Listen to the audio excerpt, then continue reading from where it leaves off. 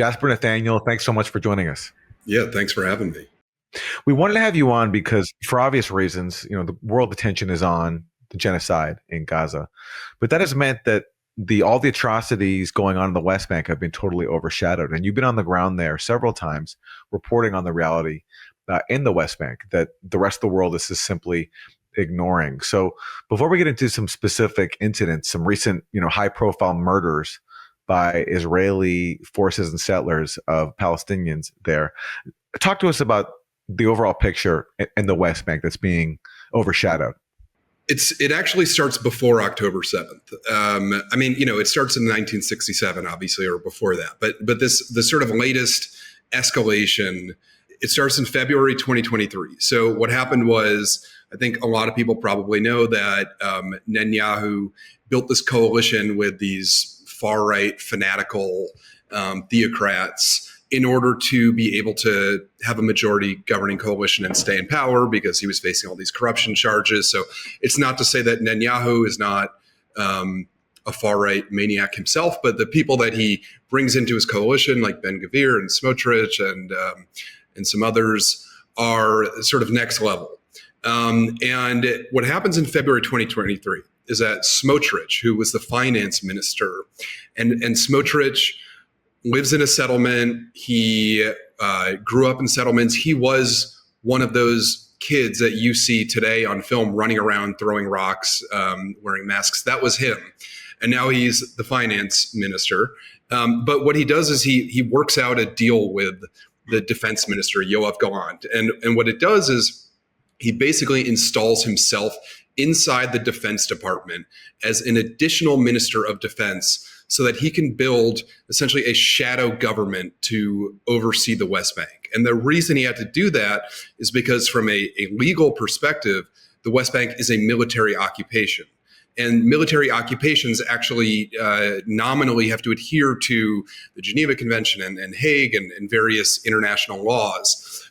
So the Israeli government is not legally allowed to govern the West Bank. The military has to. So Smotrich, who is not a military person, he's a civilian, installs himself in the Defense Department and basically builds an entire civilian chain of command of people like him, far-right, fanatical, messianic settlers who think the West Bank, they call it Judea and Samaria, this is the real sort of cradle of Jewish civilization. And what they do from there is they eliminate all of the checks and balances that had slowed the settler movement, prevented them from being able to demolish every Palestinian village, build settlements, unchecked. It's not to say they weren't already out of control, but there were actually some obstacles. Smotrich just clears those obstacles out of the way. And one of the things that they do, in addition to ramping up demolitions and settlement building, is he instructs the police there to stop enforcing laws against settlers. And so settlers now are able to build wherever they want, build what are called illegal outposts. They are terrorizing Palestinian villages, knowing that they will not be arrested. They are not subject to administrative detention. And so there is actually a fundamental change in that the settlers now realize, they can't stop us anymore. I mean, there was actually a time when the military and the settlers clashed, because the military. This is in no way a defense of the Israeli army, but they, from a sort of institutional level, they don't have the same ideological commitments as a Smotrich, whose entire worldview is about annexing the West Bank. So they get those people out of the way. Videos of them when they would call the soldiers Nazis. Exactly. That was a big one. They would call them Nazis. And so that just doesn't happen anymore. And so then after October 7th, things are already really bad, obviously. And then I think it's fair to say Smotrich immediately sees the opportunity to, knowing that both the world was not going to be paying attention to the West Bank, very importantly, the Israeli public was going to stop caring about the settlement movement. I mean, the settlers are not, and this is, not to I don't have that many nice things to say about like the general populace there, but the settlers were not popular per se, but they just didn't care anymore. I mean, the only thing that matters after October 7th is security and revenge. And Smotrich immediately begins positioning the Palestinian Authority as just like Hamas. That, you know, they have some poll that shows that I don't know if it's legitimate, but, you know, doesn't matter, that shows that some percentage of Palestinians in the West Bank supported October 7th. And so they immediately, all the things they were already doing, they start framing it as a security issue as well. And so now really like everything is unchecked. And just to like jump to now where we are is the settlers have basically systematized this process of what they do is they set their sights on a Palestinian village that they think is vulnerable. Usually these days it's like shepherding villages, certainly places that don't have armed resistance. And they build an outpost like maybe a couple hundred meters away from it. And again, once upon a time, the soldiers might come and actually dismantle it, but that's just not happening anymore. And then every single night, they will go and terrorize the village, set fires, in some cases, assault people, in many cases, assault people, shoot people, burn houses down. And during the day, they are frightening their livestock. They're driving their ATVs around the livestock. Which is a big deal if you're a shepherd and you have people terrorizing your flock, then you really can't do your job. And they basically do this until they try to get the villagers to pick up and leave. And in I think 60 something cases, it's worked. And so the point of this is like these videos that you're seeing of these pogroms, settler pogroms that are happening. And last night, 4 different villages had arson fire set by settlers. One person died. It's not random attacks. I mean, this is part of a system to ethnically cleanse the West Bank. And the last thing I'll just say is just yesterday, a story broke that Smotrich has, he's also the finance minister. So he siphoned off some budget, which he always does, to literally give ATVs, drones, night vision goggles, and other like military grade equipment to settlers in the West Bank. And it was reported that the last time they did this in April, one of the people who they had given this stuff to was Yinon Levy, who just murdered somebody in Yatta. So that's basically where we are. I know that was a little long-winded, but hopefully it contextualizes. Well, let's talk more about that specific case you just mentioned. So the settler named Yinon Levy, who was previously sanctioned by the U.S., Trump comes in, removes the sanctions, and now he just murders Owdah Hathaleen, who was an activist, a teacher, played a really key role in the film No Other Land, which won the Oscar for Best Documentary, which follows Palestinians as they resist the terror of Jewish settlers. And now he is murdered. So talk to us about who he was and who is his murderer. And also about the interview that you just did with a U.S. medic who was at the scene of the murder. Yeah. Okay. So Yatta, it's in the South Hebron Hills, and this is like it's one of those shepherding villages that we're talking about. Except it's a pretty big one. There's thousands of people there, and there's I think maybe 15 to 20, I think maybe 19 separate what they call hamlets that are sort of connected by roads. And in the 80s. The Israeli military just declared this is a military training zone. And by declaring a military training zone, they now have the legal right to do whatever they want, demolish houses, certainly practice shooting and things like that. It was actually caught up in the Israeli legal system for decades, though. They were fighting it in court, and they had some really good attorneys in Israel, I guess. And they were slowing it down. But all that time, settlements were building, outposts were building, and the settlers were just increasingly sort of terrorizing people. And after that change that I mentioned, February 23, they start actually coming in and demolishing houses and things like that. So things are getting really bad. Right after October 7th, actually, there was a shooting that you see right at the end of No Other Land, where a settler came down the hill, shoots Zachariah Adra in the stomach. This is actually an important piece of context. So that shooting was caught on film. It was on October 13th, 2023. You can see as clear as day that these guys have just come down the hill, and a couple of locals come out to confront them. They are, of course, unarmed. And the guy just shoots Zachariah in the stomach, and then they just sort of retreat like they're in the military. They know exactly who that guy is. His name is Yitzhak Nir. He lives in the settlement up the hill. His dad was a convicted terrorist, actually.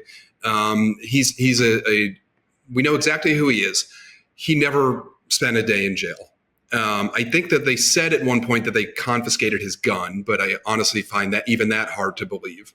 And I spoke to the attorney who was there for the court proceedings, which are sham hearings basically, and he said that this guy Yitzhak he was just smiling and laughing the entire time. Not only was there no remorse, but there was no concern at all, like, oh, I shot somebody, maybe I'm going to get in trouble, like just totally lighthearted. So that happened in October 2023. A couple months ago, that court case I mentioned finally made its way through the various dockets, and Israel was given the green light to turn it into a military training zone. So then the demolitions start really ramping up. They come in and demolish almost this entire village. I don't know exactly how to pronounce it, but Khair, something like that. About a month ago, I think they demolished 90% of the structures there, and they begin actually turning it into a new neighborhood for the neighboring settlement.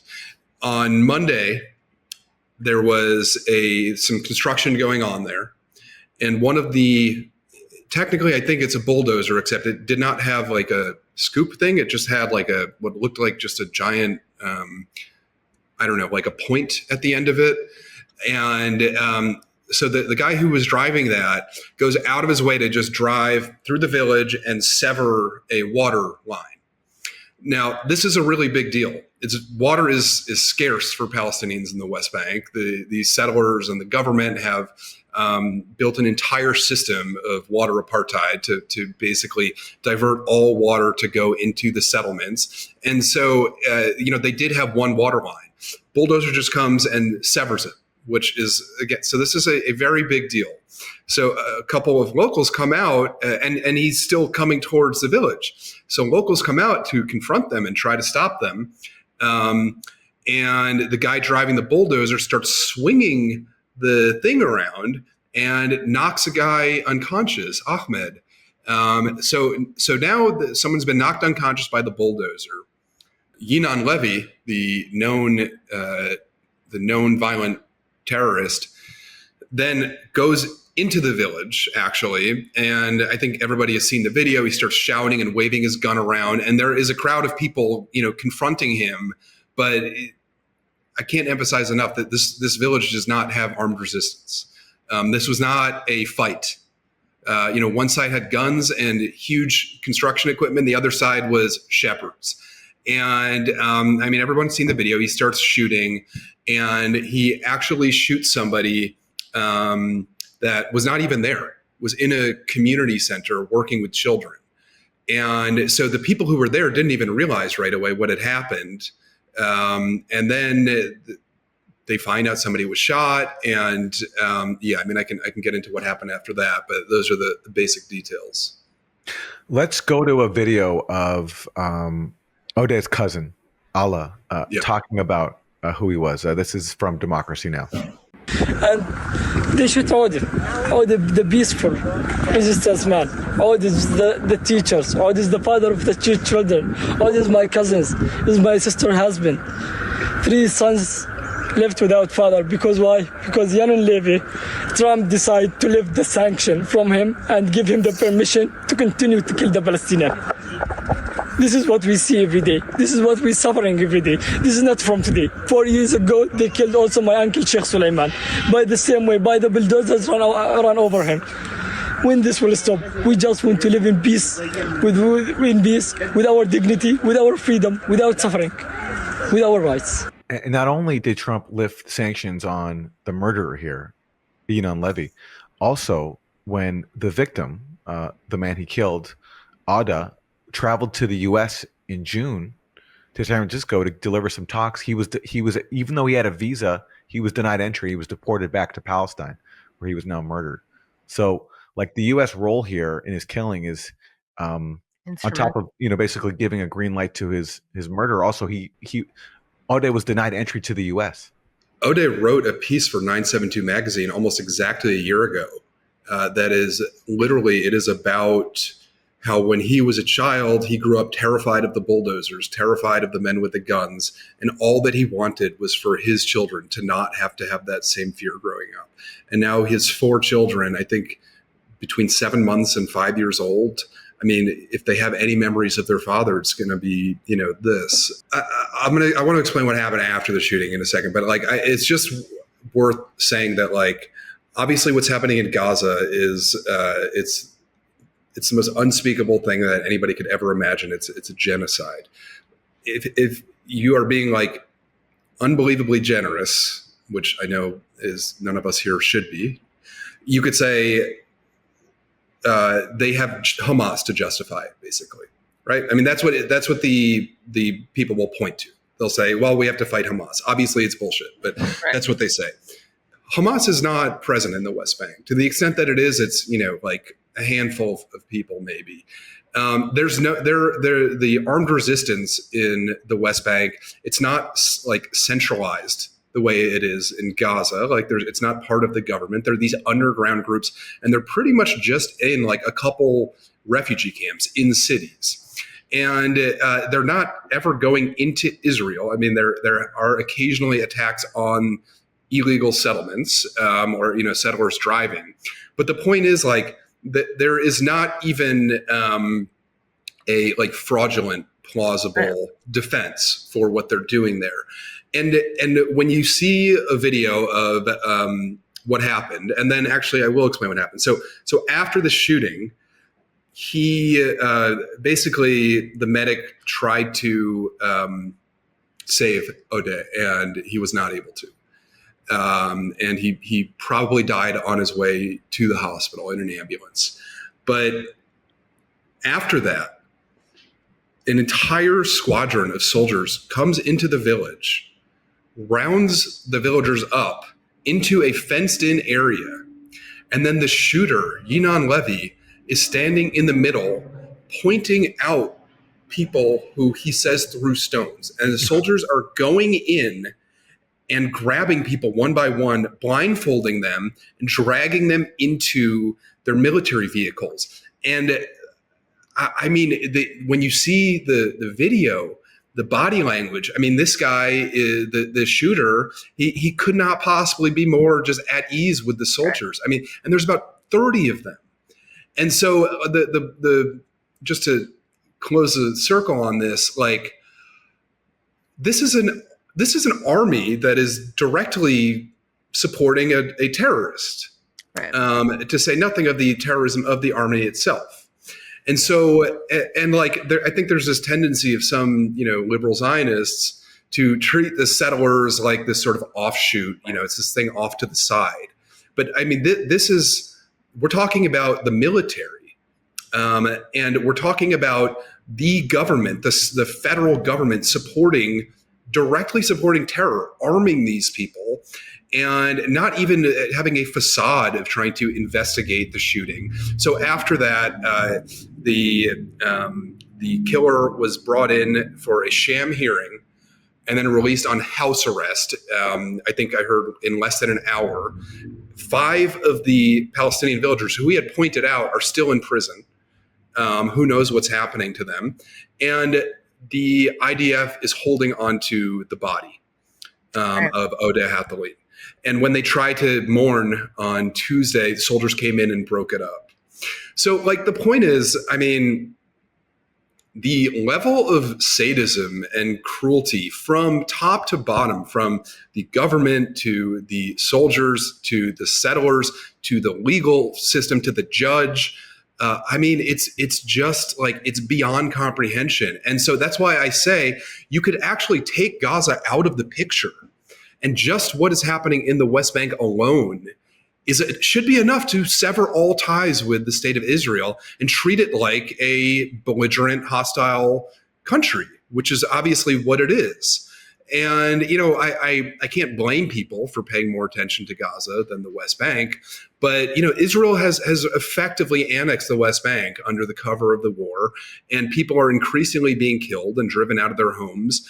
And people just are not really paying attention to it. So, of course, it's worth noting that this is someone who had relative protection and a relative high profile, having been involved in an Oscar award-winning documentary, but that obviously didn't protect him. And it doesn't protect you either if you are a U.S. citizen, because Safola Moussalet, a Palestinian-American who ran an ice cream shop in Florida, was killed by Israeli settlers in the occupied West Bank as well. Can you talk about this? Yeah.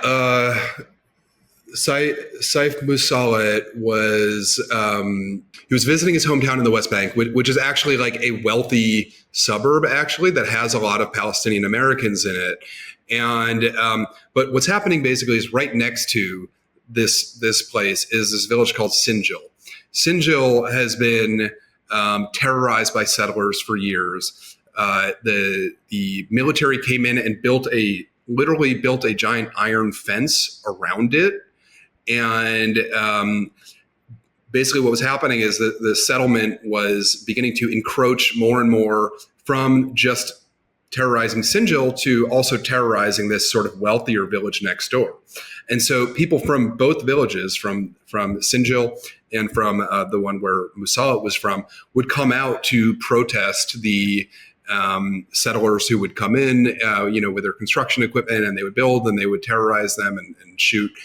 And there was some sort of a skirmish, and he was shot dead. Somebody else was shot dead. Of course, they prevented ambulances from coming. And the military came and did nothing. Nobody's been imprisoned for it. Oddly enough, Mike Huckabee made a kind of strong statement about it. He called it a terrorist act. And then he's done nothing since then, as far as I know, to find accountability. But I point that out because I'll tell you who has not said anything. Chuck Schumer has not said anything about an American being killed. Kristen Gillibrand has not said anything about an American being killed.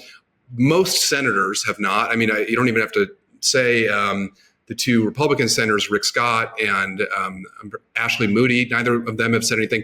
Ron DeSantis has not commented on his constituent being killed in the West Bank. So yes, I mean, the level of impunity is of course just obscene.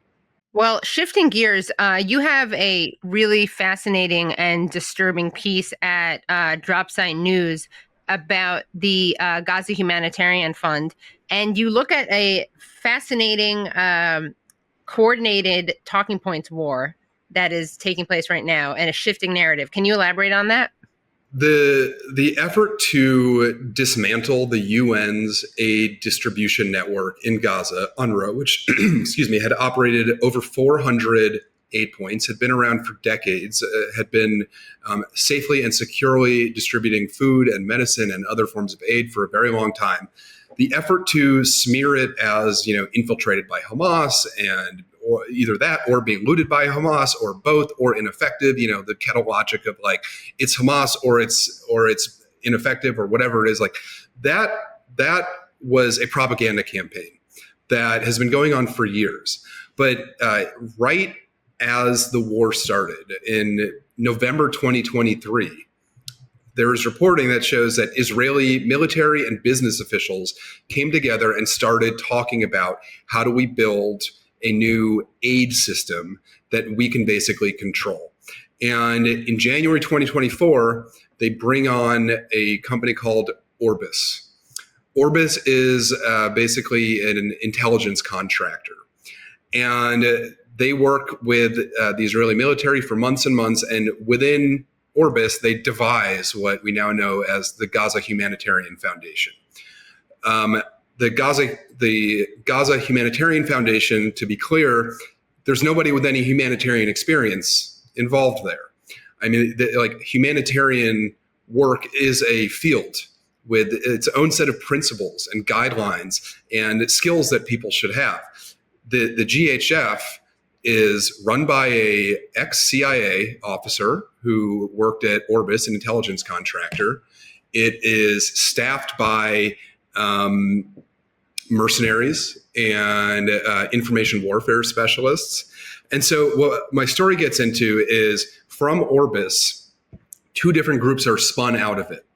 The first one is called Safe Reach Solutions. Safe Reach Solutions is the company that basically oversees the whole sort of aid distribution operation in Gaza. And then the Gaza Humanitarian Foundation is like the on the ground actual like provider of the aid. And then there's like UG Solutions is a security contractor, but there's this whole sort of shadowy web of companies that are like deeply connected to CIA and IDF and just like various military and intelligence groups. And so one of the people who was at Orbis, meaning the company that was devising this militarized aid plan, and then as soon as Safe Reach Solutions was spun out, made the jump over to Safe Reach Solutions, is somebody named Jen Counter. Now, I need to just say, I have not been able to find direct evidence of her working on any sort of communication campaign for the GAF or any sort of propaganda. But what I can say is that Safe Reach Solutions doesn't have any other business. What SRS does is the militarized aid system. Jen's own biography is that she is a specialist in offensive influence campaigns that are meant to dominate the adversary. And basically, when you dive into her experience, again, it's not in humanitarian work, but it is in it's in what she even calls in some cases propaganda. And she wrote this when I was like looking into her. There's this fascinating article that she wrote right after the war broke out. This is I think in December 2024. And what she basically says in it is that after the U.S. withdrew from Afghanistan in 2021, the terrorists around the Middle East took that as a signal that the U.S. had taken its eye off of terrorism, and they decided that they could then start ramping up their own operations. And what she says is that like we now are deeply lacking in intelligence in the Middle East, and she makes a case for like innovative private public government partnerships. Working with countries like Israel to have a presence in the Middle East where we can be gathering intelligence and basically pursuing the U.S.'s national security interests. I say that in scare quotes. So this person makes a jump to Safe Reach Solutions, where she is a subject matter expert, is her actual job title. I should say she's also a teacher at Columbia. She teaches strategic communications at Columbia. And on her faculty bio on Columbia's website, there's an article that she wrote called the 16 Rules for Offensive Influence Campaigns, or something to that effect. And in it, she outlines a playbook that, and again, this is speculation, but the playbook tracks remarkably well to the campaign of smears and deception and misinformation that led them to oust UNRWA, the UN's aid system, and replace it with the GHF. And so that's one piece of this puzzle. The other main figure that I cover is a guy named Chapin Fay. Chapin Fay is actually public facing. So this guy, up until July, we're in July, he was, again, no experience in any humanitarian work, or if there was, it's certainly not on his very, very thorough LinkedIn and personal website. He is a Republican operative and a PR and crisis communication specialist. He's worked for a number of Republican candidates. He worked for Lee Zeldin's campaign. Lee Zeldin, of course, went on to become one of the most pro-Israel members of Congress. Now he actually runs the EPA. After that, he went and he started his own PR and crisis comms agency. And he would make he became a TV pundit. Just a couple months ago, he was on Bloomberg television defending RFK Jr.'s slashing of health and human services. This guy is basically airdropped in to be the on-the-ground spokesperson for the Gaza Humanitarian Foundation And he is now all over their Twitter page, all over their press materials, talking about things like Women's Only Day at the GHF, where he does not mention that 2 women were shot dead. He's pushing the lies about Hamas looting the UN, and I should just say, the way I stumbled into all of this was by seeing this incredibly brazen, coordinated campaign to push this new lie last week that there were 950 UN trucks full of aid inside the Gaza border that had been abandoned by the UN, and that the food was now rotting. And so this message just went out everywhere all at once. And so that's how I started backtracking to find the basic PR operation behind it.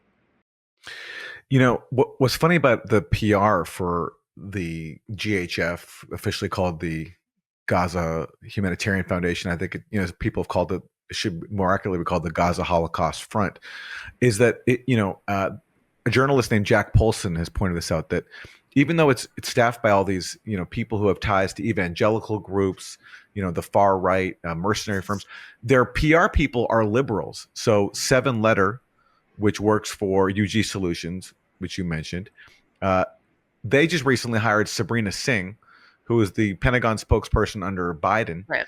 And there's also SKDK, another firm. And she worked for Kamala Harris too, Aaron. There we go. Okay, yeah, there we go. And then there's also this firm SKDK, which works for Israel's foreign ministry, and they recently hired Vedant Patel, who was a State Department spokesperson also under Biden, and was notorious for following his boss Matthew Miller and just completely whitewashing Israel's genocide. So you have this convergence between. It shows really there the bipartisan coalition. I would call it a bipartisan PR effort. Yeah. It's like right-wing mercenaries represented by liberal spokespeople, liberal PR firms. Yeah, and I think this probably does not need to be directly pointed out, but this person, Jen Counter, is she's an Atlantic Council fellow. Yeah. She's a teacher in good standing at Columbia. I'm sure that she will not face any accountability for any role that she may have had in this. Meanwhile, at Columbia, they have expelled or suspended over 70 students for peacefully occupying a library to protest genocide. And so it just, when you think about these Biden, the Democratic and Republican operatives across the board who are deeply involved in perpetrating this mass starvation campaign and this genocide, it really is a bipartisan group of people who thrive in polite society, will all go on to, have their careers just flourish from this. And the people on the right side of history are right now. I'm talking to a couple of the Columbia student activists who are trying to find jobs. And it's hard because when you Google them, you learn that they are terrorists and anti-Semites and blah, blah, blah. And of course, these are all lies, but it's the first thing that comes up when you Google them. Speaking of Columbia University, you have looked into the fascinating case of Shai Davidai, a business professor at Columbia who has engaged creatively with many students at Columbia, harassed them, doxed them, Palestinian students, pro-Palestine students. Now he's no longer at Columbia. He says that he left of his own accord and was exonerated. But what's the real story? And to hear the rest of the interview, please go to usefulidiotspodcast.com.